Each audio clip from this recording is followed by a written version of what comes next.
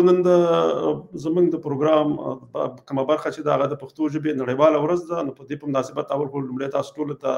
د دې ژبې مبارکي وایم، نړیواله ورځ مبارکي درته وایم. بل دا دی چې موږ به نن په دې خبرې کوو چې د پښتو ژبې پرمختیا ودې لپاره څه کول پکار دي. نو دا زه به لومړی دغه یو څو سلایډونه ما سره دي، یو څو پاڼې په دې به زه خبرې کوم، بیا به وروسته دې کې لنډ غوندې شعر هم دی، بیا به ډاکټر صاحب هم شعرونه ویل، اساس صاحب هم پرې خبرې کوي. نو تاسو ټولو ته یو ځل بیا دغه د پښتو ژبې نړیواله ورځ مبارک وي. نو دا چې دی دا زه به د دې خپل شعر نه بیا پیل کوم، خو دې په خاطر باندې چې دا شعر ماته صحیح ښکاره شي، نو موږ به لږ واړه شو او دا شعر به غټ شي. دا پته صرف یو څو بیته دي، دا زما یو اوږد نظم دی، د هغې نه ما دا یو څو بیته راغستلي، یو بند دی طبقتي، یو دوه بند دي. دا به درسره یو ځای کوم. وایي څوک داسې راته وایي چې بورا شعرونه ولیکه، د حسن انځورګره په ښکلا شعرونه ولیکه، د جهل تیارو ته د رڼا شعرونه ولیکه، د مستو نازنینو په مسکا شعرونه ولیکه، د لر او بر افغان ته د پخلا شعرونه ولیکه، تر اټکه یو افغان ته رهنما شعرونه ولیکه. دا څومره پښتون رهبر دی د پښتو ژبې سودا کوي، بس دی چې په قدرت وي نو د ژبې څه پروا کوي. زه وایم پښتنو ته د پښتو ژبې ساتنه کړئ، لیکل په پښتو ژبه دفترو کې کارونه کړئ، لرغونې پښتو ژبه نوي عصر کې شامله کړئ، نو دغه په موږ حق دی لر او بر کې پالنه کړئ، نصاب کې ورګډه د پښتو ته پاملرنه کړئ، نو زده کړې په پښتو کړئ، د پښتو ژبې ستاینه کړئ. آیا شته داسې پاچا چې پښتو ژبه پاللې وي، فامیل سره ویلي همې ارګ ته رسولي وي. ملګرو دا خو ما پې د خپل دغه نظم کې ماغه پیغام چې و هغه یعنې چې پښتو ژبه موږ باید دفتر ژبه کو، د کار ژبې کو، د روزګار ژبې کو، د ضرورت ژبې کو، د زده کړو ژبې کو، دا ټول په دغه کې وو. نو هغه خو په هغې کې بیا دا دی د پښتو ژبې پرمختیا پرمختګ لارې چارې، د پښتو ژبې زده کړه او روزنه د ښوونځیو پوهنتونونو او کورسونو له لارې د ښوونکو او لیکوالانو روزنه، د ماشومانو له کوچنیوالي پښتو ته پام،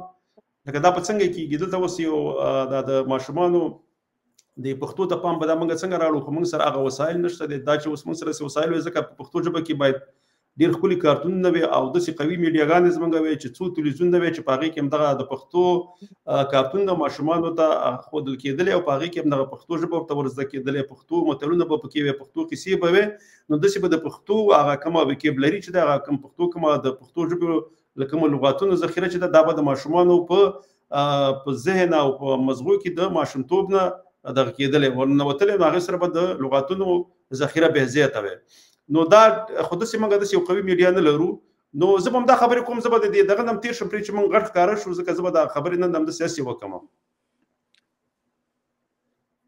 او دا به زه یې دا خپله دا دغه جوړ کړو. نو ملګرو داسې چلی چې دې دپاره بیا دغه داسې یو قوي میډیا پکار ده. قوي میډیا داسې لکه که موږ وګورو دا هندوان چې دي او د پاکستان د پنجاب خلک، دا د ډېر وخت نه د تقریبا د یوې پیړۍ نه زیات وخت کېږي چې دا په دغه کې اوسېږي، په انګلند کې. مګر د دوی هغه اوس چې کوم نوی نسل دی او هغه د نسل نه بعد نسل راځي، هغوی ته هم دغه خپله هندي او اردو ژبه، اصلا دا دواړه ژبې هم یو دي، خو صرف په لیکلو کې فرق دی. دا ژبه چې دا تر اوسه پورې راکلې نه، دا ولې نه ده راکلې؟ ځکه شاته یو قوي میډیا ده، فلم دی، ډرامه ده، میوزیک دی، نو دغه ټول شیان دي چې دغه ژبه د دوی ژوندۍ ساتلې ده. نو که موږ داسې قوي میډیا خو زموږ سره نشته، نو زموږ هیوادوال چې کله د هیواد نه بهر هم لاړ شي، بیا هغه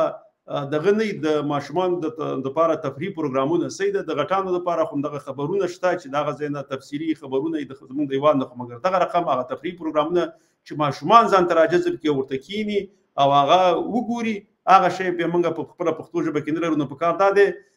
چې که چېرته دغه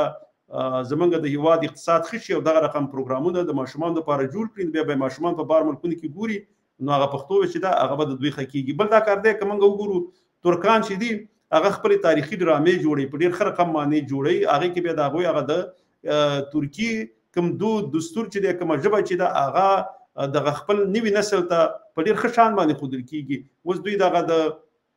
عثمان امپراتوري چې کوم دی چې بنیاد ول عثمان یې خوستلی و، د هغې هغه ډرامې چې دي بار بار ږدي، بیا هغه چې خلاصه شي، بیا د هغې نه وروسته چې ورهان راغلی، بیا د هغې ډرامه به جوړوي. د هغې نه مخکې ارطغرل و چې د عثمان پلار و چې دغه څنګه